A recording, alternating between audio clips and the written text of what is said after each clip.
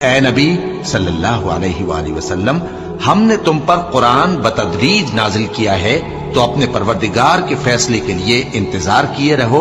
اور ان لوگوں میں سے کسی بدعمل اور ناشکرے کا کہا نہ ماننا، اور صبح و شام اپنے پروردگار کا نام لیتے رہو، اور رات کو بڑی دیر تک اس کے آگے سجدے کرو اور اس کی پاکی بیان کرتے رہو۔ یہ لوگ دنیا کو دوست رکھتے ہیں اور قیامت کے بھاری دن کو پس پشت چھوڑے دیتے ہیں۔ ہم نے ان کو پیدا کیا اور ان کے جوڑ جوڑ کو مضبوط بنایا، اور اگر ہم چاہیں تو ان کے بدلے انہی کی طرح اور لوگ لے آئیں۔ یہ قرآن تو نصیحت ہے، جو چاہے اپنے پروردگار کی طرف پہنچنے کا راستہ اختیار کر لے، اور تم کچھ بھی نہیں چاہ سکتے